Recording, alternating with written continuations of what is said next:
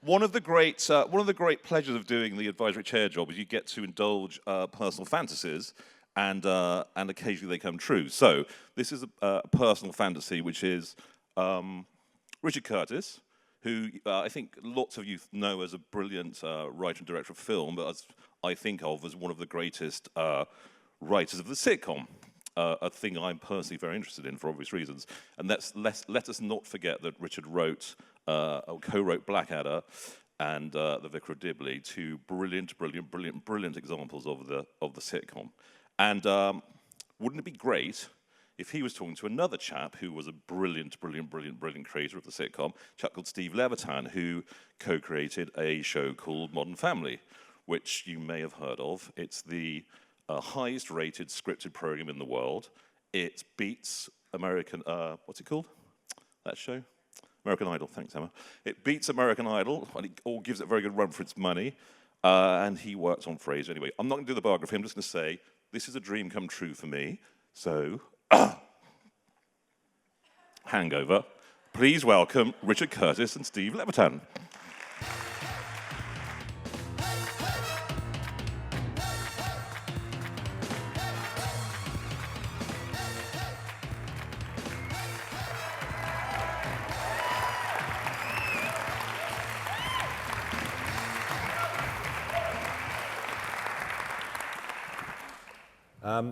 Thank you very much indeed. Thank you. You noticed that Kenton didn't bother to dress properly because we're just writers.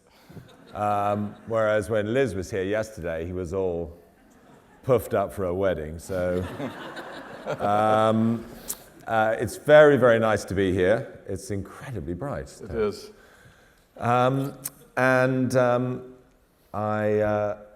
I can't see who's here, but I did say to myself that I would say, because I was in the hallway when I arrived yesterday and saw a lot of people who've worked with me on comic relief in various ways over the years. And if you're out there, thank you very much indeed, because I never have the opportunity to say that to all those who have helped us.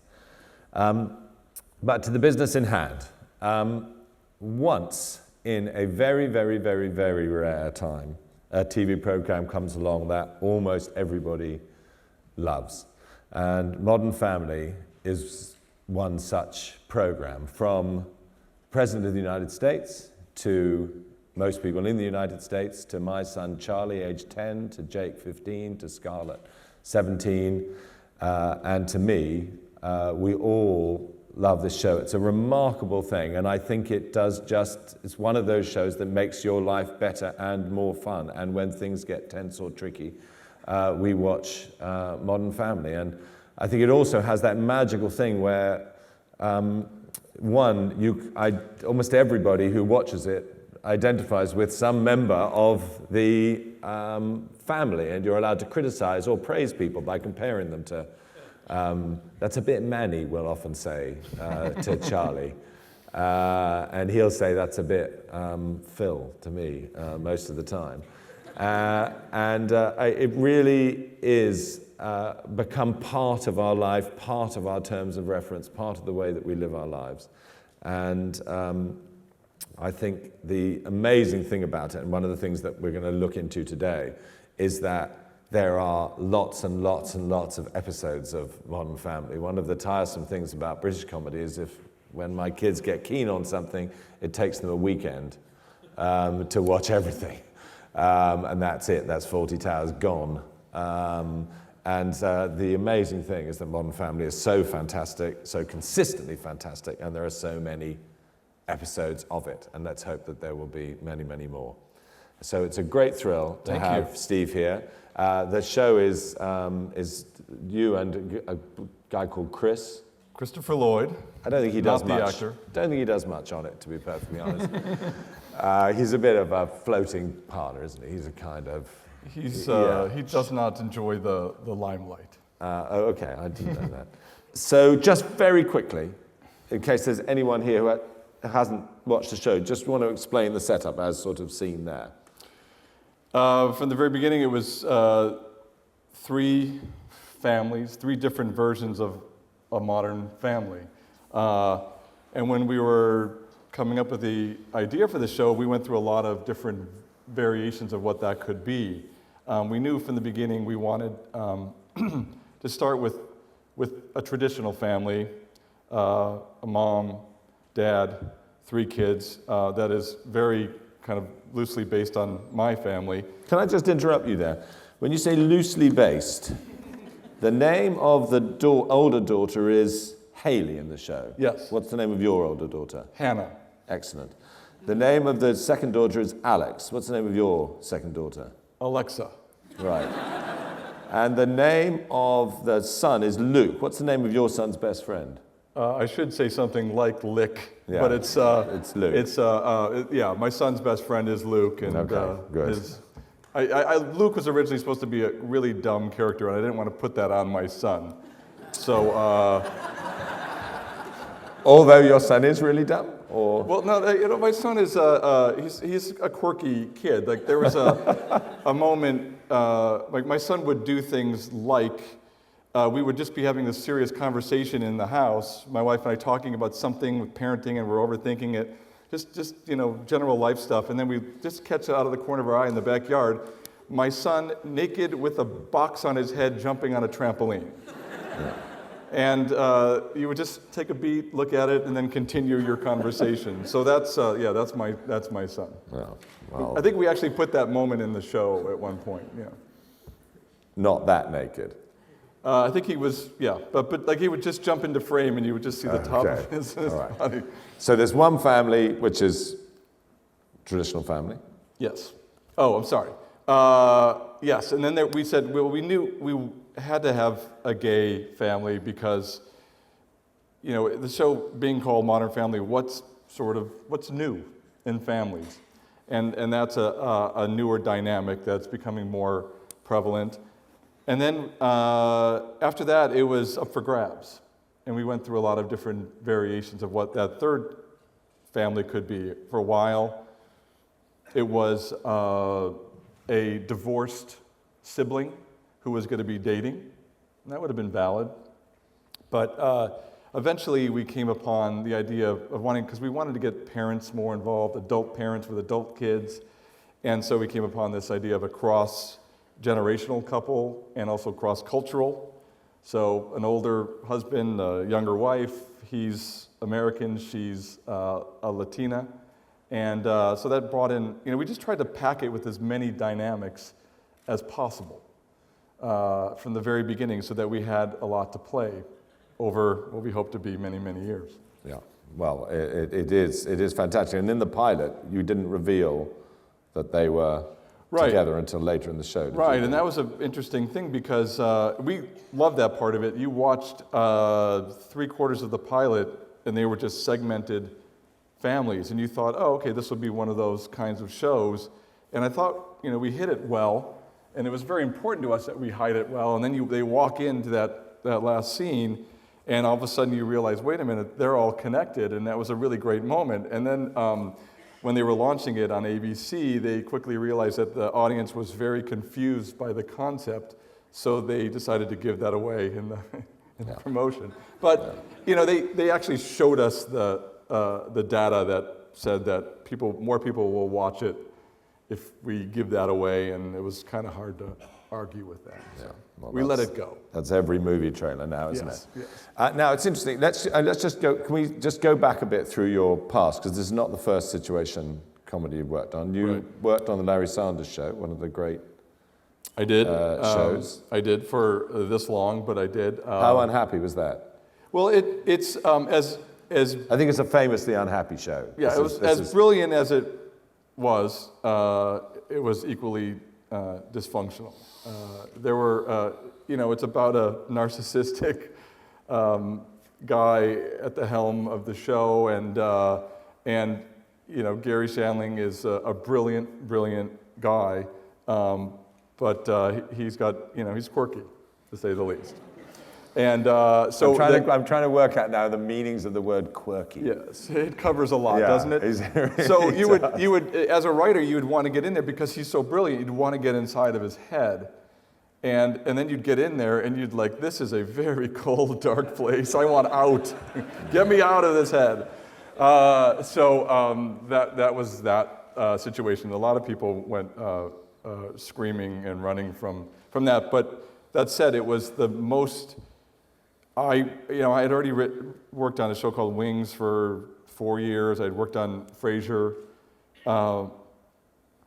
and I was longing for what Larry Sanders was represented to me was, hyper real writing. I mean, it was as small and as real as you could make it, and I think that's what I was searching for, and that's what eventually led to Modern Family and us leaving the multicam format for this mockumentary style, which allows us to really play things as real as possible.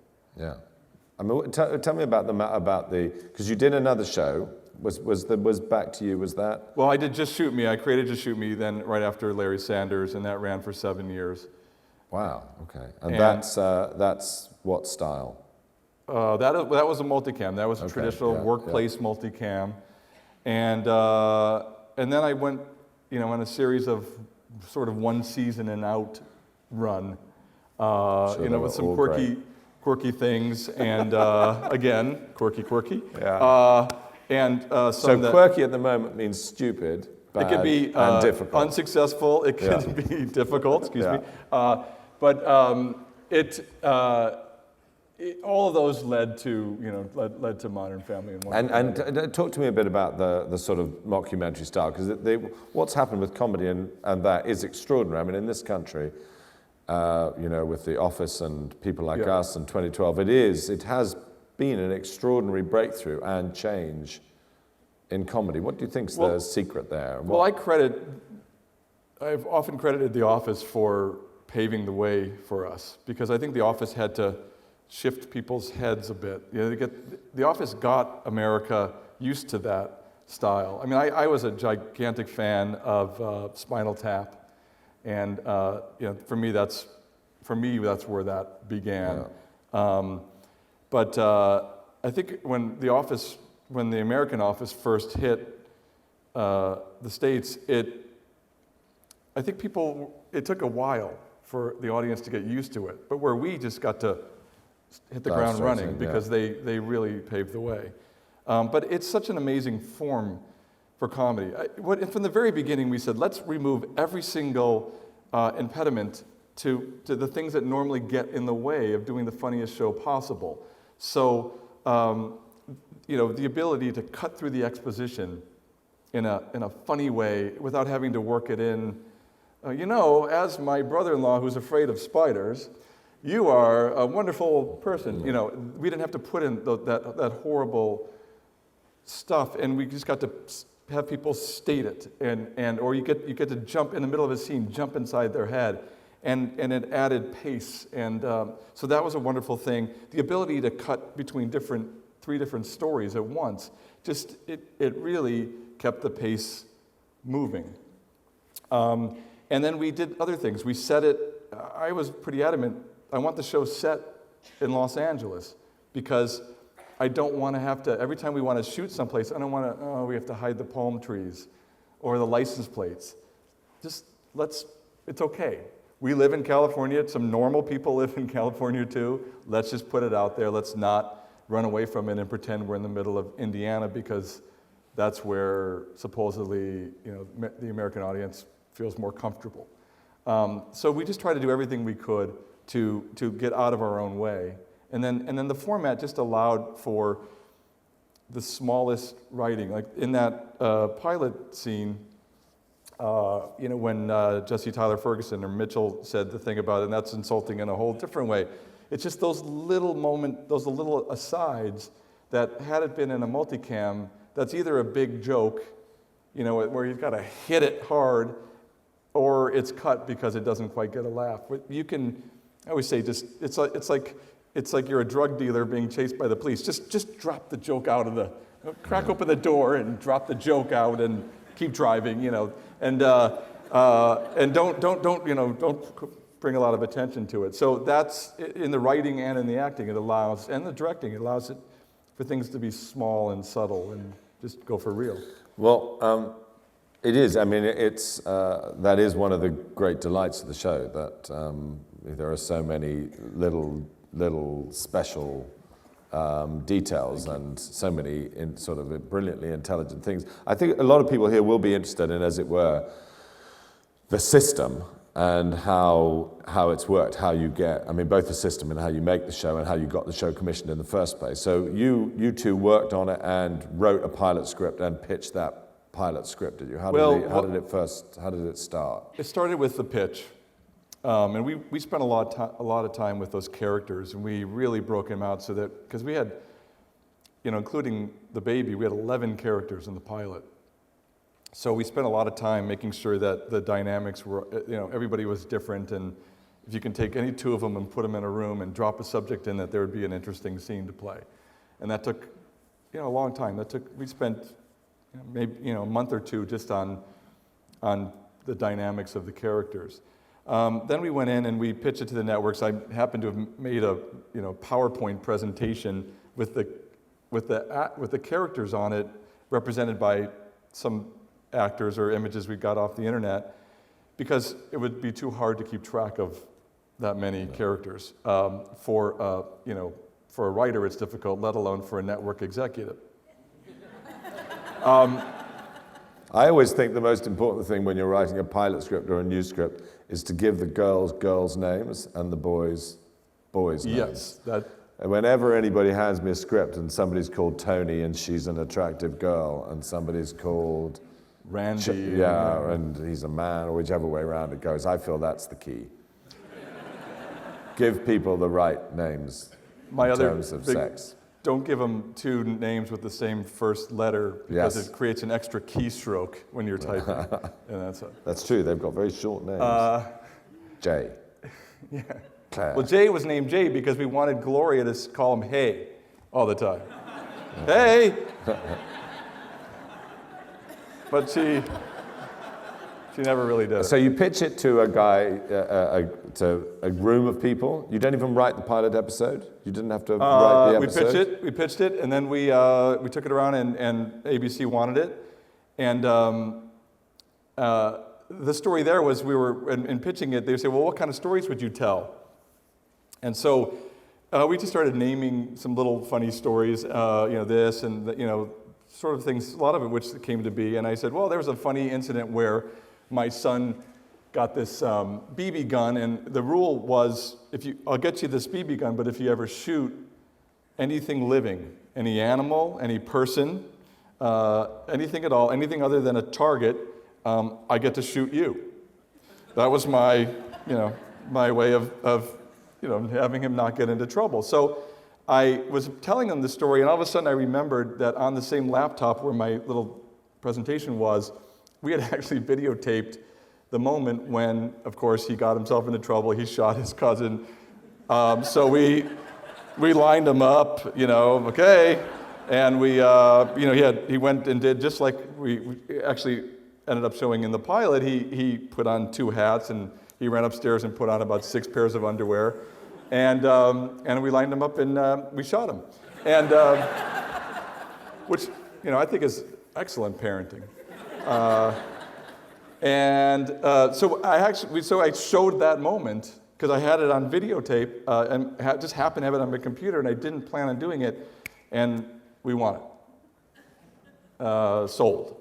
So it started. I had the opposite thing. I was once being interviewed for an ITV program about ABBA, and on whom I'm very keen. And after doing the interview, which lasted, as they always do, for 30 minutes, and they use 11 seconds in the finished program, the cameraman said, "We can't use any of that." And I said, "Why?" And he said, "Because you will be prosecuted for being a pedophile." And it turned out that I had a huge screen behind me, which just had lots of naked pictures of my children, just from a holiday in Bali.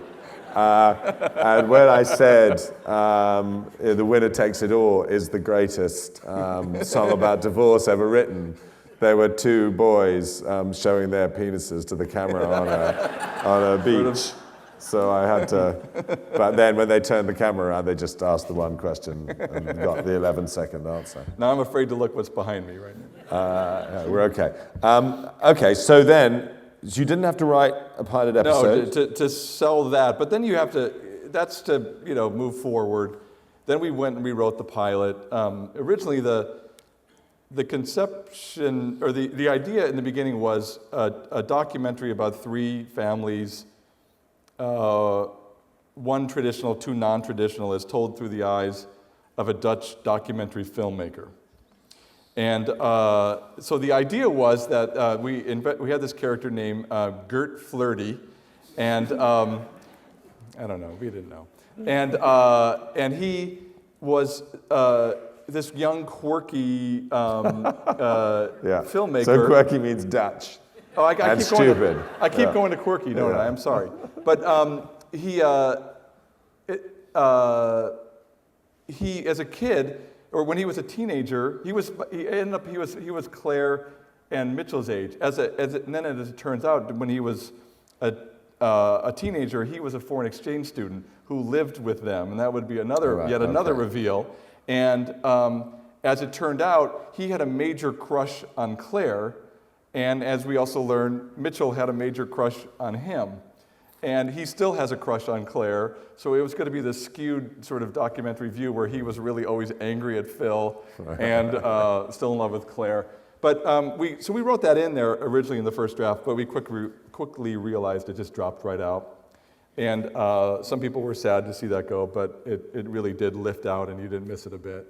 And we were left with largely what we wound up with. Now let's talk about the casting for a second, because casting is on the 2 sitcoms that I've done. We actually did a pilot of the first one, which had a different cast and didn't work at all, and then we recast and the pilot worked. Right. And in the second one, I auditioned with a very sort of half-finished script, and a lot of the, what was good in the show was stolen from the actors who auditioned, and it is an extraordinary cast. How did that process work?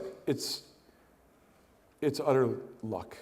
We saw, our casting director saw, well, it's hard work and luck, but our casting director, Jeff Greenberg, who had cast things like Cheers and Frasier and lots of other shows, saw 1,400 people for Modern Family. Yeah. And of those, Chris and I saw somewhere between 300 and 400. So that was a several-month process. Because we had, remember, basically 10 roles to cast. And I can't tell you how many times we almost screwed that up and tried actively to screw it up. And somehow it just... What do you mean by tried accurately? Well, we tried to cast somebody else in a role. Right. And we panicked because this one actress was going to go away, even though she wasn't quite right, and fine, let's just, because she's funny and it'll work. And had she been cast, it would have been terrible. I mean, it really would have been bad. So it's a miracle when it works. Not only when it works, but to cast 10 people and not to recast or ever even have a thought of recasting a single one of them. Did you audition them together at any point? Was that part of the process? Yeah, we brought the pairings together. When in some cases, like Mitch and Cam's, because we cast Jesse Tyler Ferguson. He was, I think Sofia Vergara was the first person we cast, because there was basically fewer choice, less choice. There was Sophia and there was the rest of the world, but it was her. But with Jesse Tyler Ferguson, we cast very early, and then we were in this very strange position of Chris and I, who were both straight, of having to matchmake for Mitchell. And we would keep seeing these actors come in, and we're like, I don't think he's his type. and we don't know, and we're like, and then Eric Stonestreet came in, and we were like, I don't know, it just doesn't seem like they don't have this thing. But his audition kept sticking in our brains because it was the most precise thing we had ever seen. His choice on Cam, as he tells it, is he just basically modeled Cam, because Eric Stonestreet in real life is straight, Jesse Tyler Ferguson in real life is gay, but Eric modeled his performance off of his mother. So Cam basically walks like, walks and talks like Eric Stonestreet's mom. So that's his take on that character. And those lucky, ungrateful bastards have been complaining about how much money they're paid. Is that right? Because I saw Cam in a movie called The Island the other day, which I don't particularly recommend, as man who comes into toilet and says, "What's going on?" Was he good in it? Poor. And I thought it's been a big leap to being in every single show of the most popular sitcom in America. But he still wants more money. Well, unfortunately, well, not unfortunately. It's a natural part of the process that when a show hits a certain point that, all the representatives just start, sharpening their knives and tying a napkin around their necks and getting ready to dig in. So that happens. But there's no ill feeling between you guys and them. Listen, it's just them and the studio. I got to say, we want everyone to be happy. It's a long I was road. only joking. So we're okay. We're okay with it. And but it's been amazing to watch someone go from coming in and auditioning for little roles to being somebody who's recognized wherever he goes. And, are they happier? I think it's a uniquely satisfying work experience because I hate to say it because this is kind of boring, but everyone is happy. We all enjoy the show and we enjoy each other. So I think for the most part, they're happy. But we're all artists. Everybody has their demons, and those demons don't go away. I mean, I think the obsession with casting, I do think is a very important thing in our business. I learnt it when I remember when I was doing 4 Weddings and a Funeral, the director of that was very obsessed, and I remember a character coming in to play Vicar 1, and the director, Mike, turned to me, who was obsessed by casting, and said, "So Richard, tell, John, or whatever the actor was called, about Vicar 1. And I said, well, what happens is the leading character's in the church, and he can't decide whether to get married, and so Vicar 1 comes in, and he and Mike said, no, why did he join the church? And this guy had 2 lines, and I had to make up a big lie about it. But that care in casting is, I think, you can't overcome bad casting with all the writing and all the directing in the world. It's impossible. And like Ty Burrell, who plays Phil Dunphy, we had worked with him on a previous show, and we wrote the role for him, but the network didn't want him in the role because they didn't like him in something else they saw, because he played a dull character. The character was dull by design, so he played it dull, and they thought he was dull. But we had to fight hard for him, and it ended up getting to the point where he came to my house and shot screen tests at my house of shooting a kid in the backyard, just to prove that he was the right guy. But if we didn't have him, we can write all the brilliant scenes in the world, and it just would have been different. Now, maybe it would have been good in a different way, but it wouldn't be as special as it is. Do you ever wish that you could hear, because of course there's no laugh track, is there any bit of you that wishes? Do you ever play it to audiences just for fun and take the tracks? When we get to show it in events like that, it's pretty rewarding. But unfortunately, that scene is based on real life. Your wife's here today, my isn't wife she? And my daughter. She did seem slightly traumatized when I read that. We were at a restaurant. You did it in a restaurant? Well, it's a very nice restaurant. We were out to dinner, and somehow the topic of conversation got to this. Years before, we were on vacation, and my daughter, who's right there, and I won't look at her during any of this, she apparently had walked in and seen more than she should have seen, and so, but we weren't positive that had happened, so we ended up choosing not to say anything about it. And then years later, it came up at a restaurant when we were out with the rest of the family, and at the same time, I said, like the time that Hannah walked in on us on that ski trip, and at the same time, both Hannah and my wife went, that was horrible. And really, it was so in their souls when they both said it.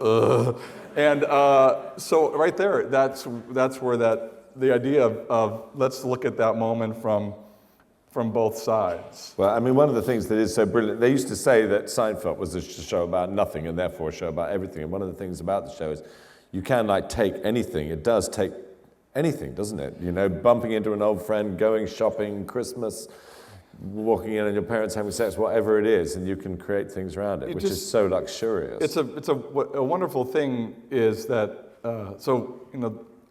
we are literally living that life now as we're writing. So, a thing happens at dinner, and what would in a normal house be a really unfortunate argument for me is just fodder. Yeah. So I am writing down, and often in a way that's kind of sick, isn't it? It's sort of ruining your. Sometimes I'll just create drama at the house. Come on, give me something. But have sex with your wife and not lock the door on purpose. We'll leave doors open. Yeah. Come on in. But my wife will. I hate to think what's going to be happening by series 8. You'll have sex with anyone who comes into the house, just in case the children see it. Now, but there's not enough time to talk about everything. So can we talk about, as it were, the very intriguing subject to English television, which is the system which can produce such extraordinary, consistent, high quality, and not all be written by John Sullivan, as it were, because our system has, on the whole, been different, right, even though I know it's changing. But tell me how you got the team together and how you suddenly go from having one pilot to having, how many, is it 20? 24 a year. 24 episodes. In 3 years, well, that's 72, and then and we just shot, or we're in the middle of shooting our 4th episode. So how does the system, where did the writers come from? How do you work? How do you make the episodes? So it starts, my first day as a professional writer, I jumped into a room of 10 or so people, and from there your education begins and how to participate in this group process. So we have right now, we didn't start with this many, I think we started with about 8, but now we have 13 very brilliant writers. Well, it's Chris and I plus 11, so 11 brilliant in us, and they're all an incredible part of what we do. They're all tapping, their lives for the same purpose. What interesting thing happened? This was a very traumatic moment. My boyfriend's one of our writers is gay. His boyfriend's mother is too handsy with him. She comes and she visits, and she gets very touchy with him, and she's like, "Oh, it's always done in this, but it's a little bit, it's on the thigh," and well, that's a story for us. So everybody brings their life to it, but these people, we've just learned how to, over the years, how to participate in that group process. We've actually got it down to a point where we break up into 2 rooms quite often. Now, we break stories, we card scenes and beats, and it's a very complex process of Modern Family because you have to keep 3 balls in the air at all time, or 3 or 4 sometimes, and that's hard enough because you have to get everybody into a story somehow, but then you also have to make sure that it lines up time-wise, that you can't have one story that takes place over 8 days and another story that takes place over an hour. So they have to line up. Everything has to line up, and it has to all build to something, and you have to be thinking about thematically what you want to do. So that part of it is very much a group. We're all in there pitching. And do people go home and write? Do you set each other tasks to the lead writers? Right. So then we get it down to eventually to the point where we're putting cards on the board, and then there's a writer's assistant who's taking notes, and then a writer, and it's usually done either by somebody who really brought something to that script, or somebody who we think will bring something to that script because they have a unique perspective on it. Or sometimes it's just, well, you're free, you're up, you're next. Take this and go off and write a beat sheet. Starts with a beat sheet. They come back, we give them notes. They go back, they do an outline. That's about a 12-page document. With now it's a little bit more detail, some sense of where the comedy's going to come from. in each scene and how it's building, and then we give notes again and trying to fix, you know, it's stating the obvious, but you try to fix as much as you can in that story process before so much time is spent getting to a draft. And drafts are often hide problems rather than bring them to the forefront. So we want to find those problems right away. So the less that's there, when you're just looking at the skeleton, the bare skeleton, the better. And so then we give notes on that, and then they go off, and you know, they usually they might not be doing only this, but they usually get about a week to write a draft. And then they come back, and then we do one rewrite to get it ready for the table read. The actors come in. And this is all before a season, or this is all going on? No, this is all going on. It's all going on every week. Every week, there's a table read every week for the next. So, at lunch on Wednesdays, typically, you're table reading the next week's show. So it's been punched up and gotten ready for the table read on Monday and Tuesday.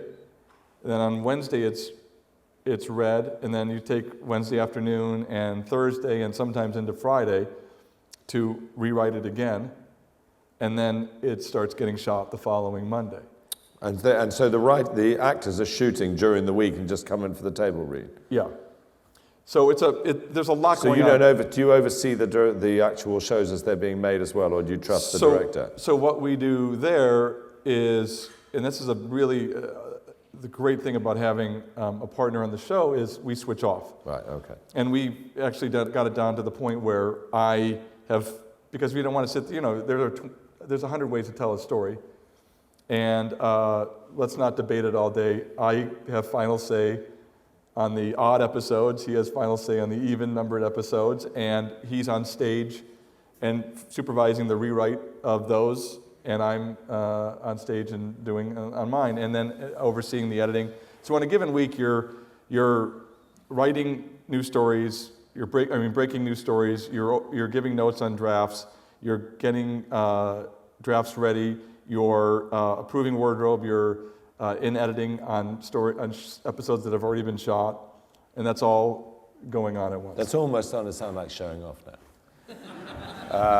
You're doing so much. I'm really telling. I'm not so much telling you as I'm making sure my wife understands it, because she doesn't seem to cut me as much slack. I mean, I really just do the dishes. I get it. We're getting short of time, and there are just so many. I'm very inexperienced at this job. I'm very. Are you at all ever tempted by the idea that you would be able to do something all on your own, or is that actually, now that you've got a system and all people's input, would it strike you as being a horrible thing to write a show just on your own, all episodes of it, be responsible for everything? Listen, the show gets. I think if you do it correctly, the show gets much better by having people there, because, and it's also, you know, it's like, I always say staffing up is like putting for us, I say it's like putting a baseball team together. You need people who are different skills. And if you staff it wisely, those people are making it far better than it would ever be from just one person, for if it's done well. Because at the end of the day, it's still got to go through. We're not letting it get watered down or getting all the edges sanded off by committee. It's a lot of different voices pitching really good ideas and really great jokes that at the end of the day have to go through one person's head, and that's either myself or Chris, typically, if we're running the room. And so there might be great ideas, or someone might have a problem with that, but it's fine. It's okay, I like it. Don't worry about it. Or, oh my God, that's brilliant. And they say one thing, which gets that guy to say something that he never would have thought of, which gets him to pitch the most out-of-the-box, funniest moment that never would have come just from me. Do you think you have good, I mean, when I look back over the things that I've written, and obviously I'm now embarrassed because there's so few of them, but I always felt in our series of shows that there probably were two good ones, two that I thought were fine, and two that I secretly think are not fab. Are you able to grade the episodes? I mean, because as just a watcher, I love them all. Thank you. They're very reliably fantastic. But I do sometimes sense that a particular magic has happened in some of them, that a particular kind of frisson of truth is there, which then another one you just watch and it's a great show, but it doesn't have that quintessential thing where somebody learned something extra or something. Right. Do you know what's the difference between the really good episodes and the good episodes? It's interesting because every year we have to submit 6 episodes for Emmy consideration.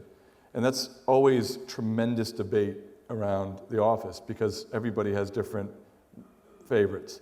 So typically there are 2 or 3 that are unanimous. Everyone says those were our best. And then after that, there can be as many as 10 more in that mix where people think those are amongst our best. But what's interesting, I think, is because we tell sometimes 3 or 4 stories per episode. It's the ones where all the stories somehow work and build and add up to something more. Some bad stories that we've told, or ones that we thought were less than successful, have been hidden sometimes because they're just little pops in an episode that otherwise worked really well. And that's a big, that saves us a lot, because typically in every episode somebody could find something to like. Yes. I asked you whether or not there were any scenes that were not great. Do you remember? And you sent back, you said there was one where what you tried for hadn't quite worked. Is that right? What bothers me is, in hindsight, I don't like what we did to Jay's character there. When we said that and I should have set it up by saying that he was going to a college reunion, or a reunion of his college or high school, I can't remember, of like his old football team or something. And in order to make him vulnerable in that scene, the line that bugs me, that I wish we hadn't done, was, he said, and I spent most of my time on the bench. And I feel like we hurt his character a little bit there. That I think Jay is more interesting, where he could have been shy. He could have been bad with women, but he should have been a player. He should have been a good player. And it was an example of, in the moment it just seemed like it made that scene better. But then at the end of the day, we wound up with something that we all felt, I wish we hadn't said that about him, because we can't take it back. And so now, whenever you could say in another episode, you know that thing I said about being on the bench, I was lying to get you to... Maybe I will. No, that's a good idea. So it's a scene that I actually like other than that, but now it just drives me crazy. Well, It's very good, and it just reminds us how touching and emotional the show can be as well, which is a wonderful thing about it. Now, I think I've sort of run out of time, and it would be great if you would answer, of course, some questions. We've got one more bit of film to show at the end, but are there any better, more intelligent, or quirky questions that anyone wants to ask from I will give the a quirky audience? Answer. We can't really see.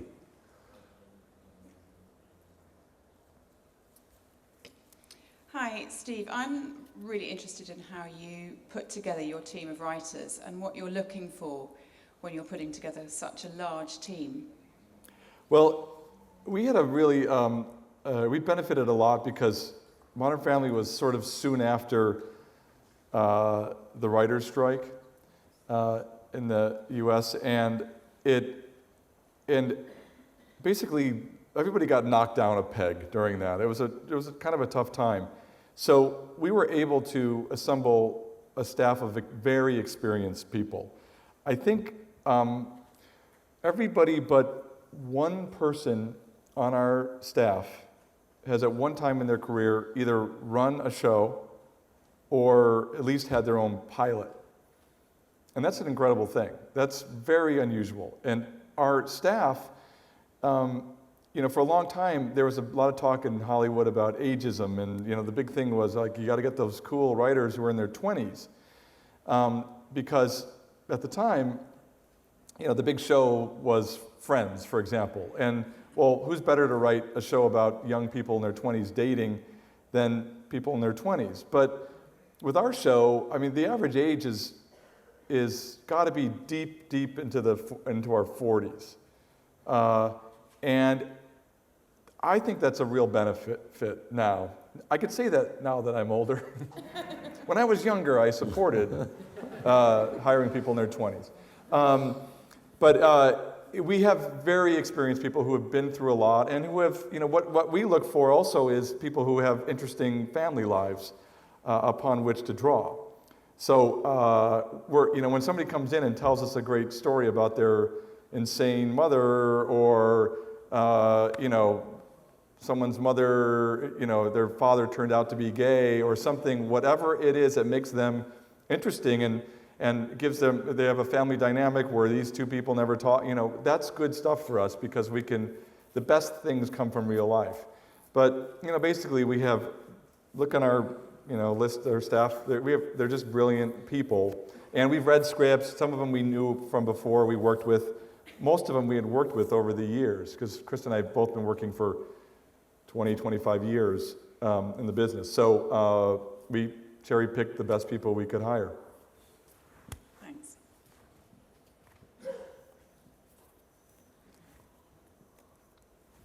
She's going to hand you a microphone. There we go. Lots of pleasure. Many thanks. Thank you. I'm intrigued with your casting. That little child, how many kids did you see to get that one who managed to be quite passive through so many scenes? Oh. I thought that looked quite tricky. You mean the little baby? Yeah. Well, it's kind of an interesting story. In the pilot, that's one child that you saw. Then, for whatever reason, she became unavailable. I don't remember why. So we baby business somewhere.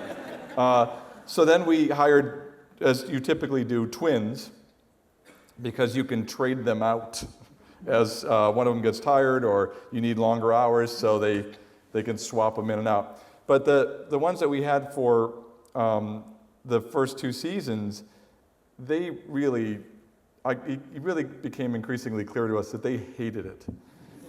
They would be playing outside, and then everything was great, and they were lovely, and then they'd come inside and they'd start to cry. And it not only drove us all crazy because it would take a long time to get the scene shot, but more importantly, we felt like we were torturing these kids, and finally had to say, we need to fire the babies and find some kids who or find a kid who loves it, and we did, so in our third season we brought in this little girl, and so it's just one. We decided not to go for the twin thing, and she came in. We auditioned her, and then she came in and she shot in her first day, and it was and she worked with Cam and Mitchell on a scene, and she was really good, and she was happy to be there, and we're like, this is fantastic, she really gets this. And then at the end of the day, right, and during the last take, when there's supposed to be this dramatic pause, she looked at them all and she goes, "You look like the guys from Modern Family." So, but now she gets it.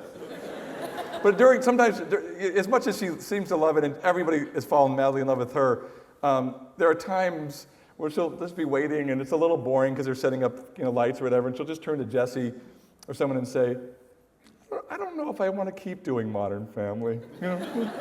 I'll think about it." So, but we're happy. Steve, I wanted to ask I'm over here, number 3.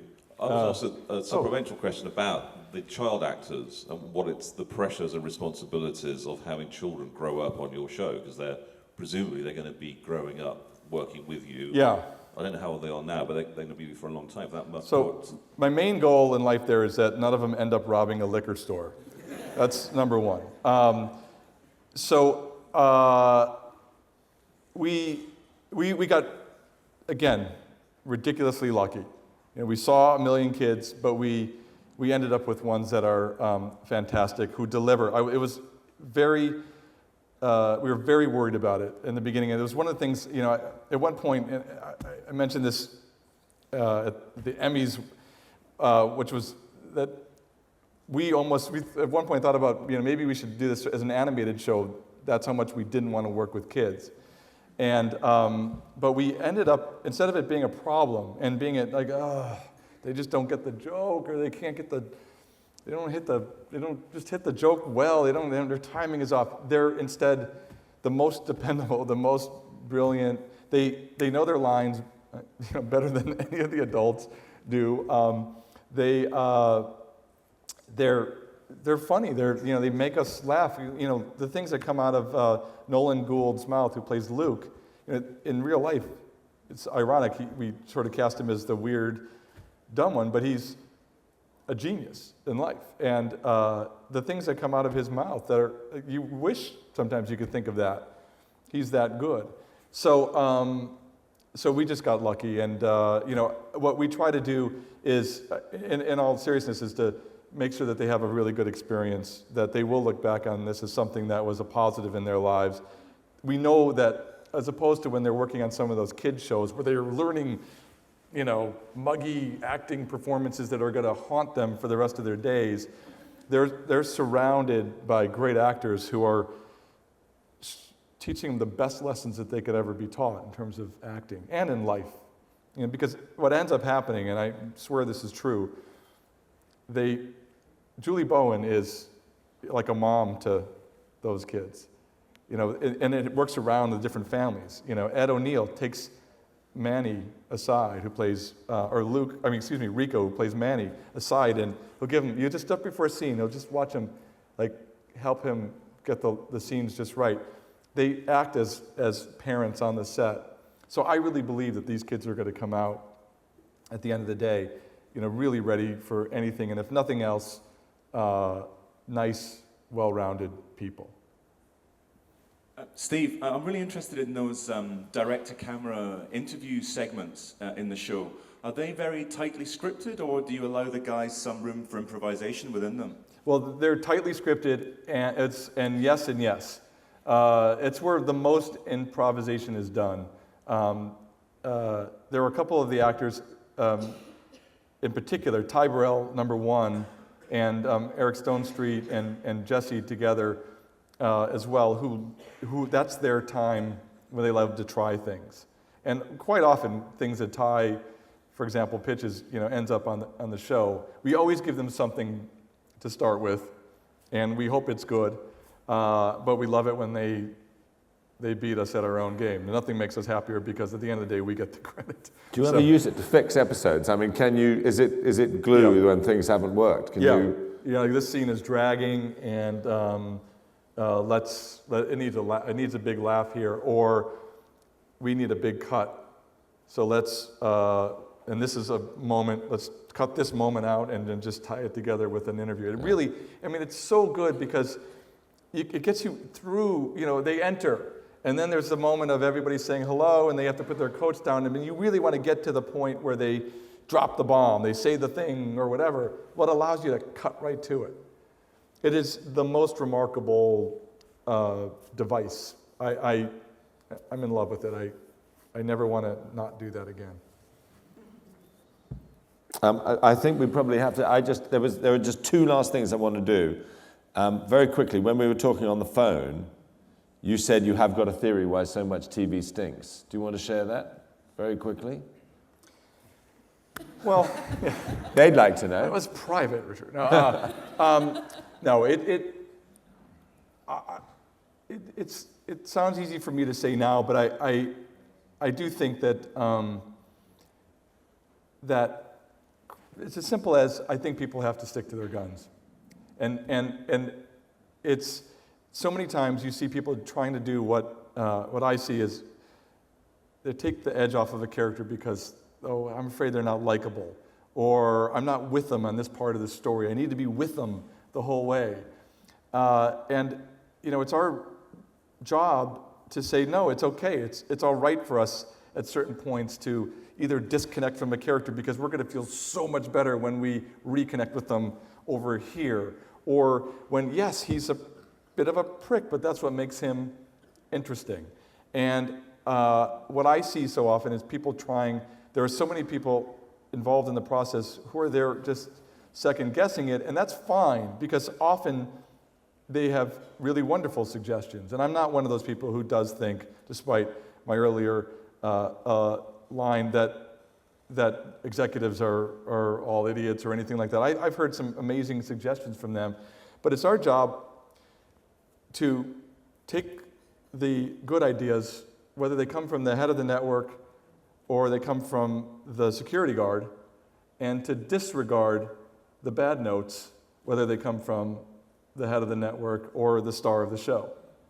And what I see too often is people trying to, okay, I'll bend on this because it'll get me picked up, or it'll get me, okay, I'll cast this person who I don't in my bones feel is the right actor for this, but they like them and we'll make it work, and you're dead. You're dead from day one. So in a nutshell, if you're nice about it, if you're respectful, if you explain to people, I'm not just saying, screw you, I don't want to hear anything you have to say, you're an idiot, then you look like an idiot. But if instead you say, I hear what you're saying, and as much as I respect you, or as much as I think you deserve a voice in this process, let me tell you why I'm not going to do that. And I find in moments like that, people tend to be reasonable. They tend to say, well, I can't argue with that if you really feel it. 9 times out of 10, that will happen. And that 10th time, you got to say, I'm sorry, I'm still not going to do it. And we'll just agree to disagree. But that's why people don't stick to their guns. Well, I think that's a very good glimpse of steel. Well, thank you all very much for coming, and huge thanks. Can I say, I'm such an honor. I'm so pleased to be here, so thank you for inviting me, everybody, but it's a tremendous honor for me to be on stage with Richard, of whom I'm a gigantic fan, so thank you very much. That's very sweet of you, thank you.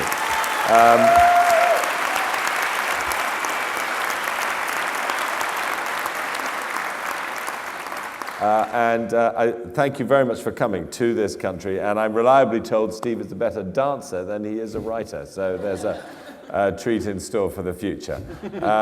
Thank you very much, all of you. Thank you very much, Steve. And thank you. And we all look forward to many more series of Modern Family and the joy it brings. Thank you.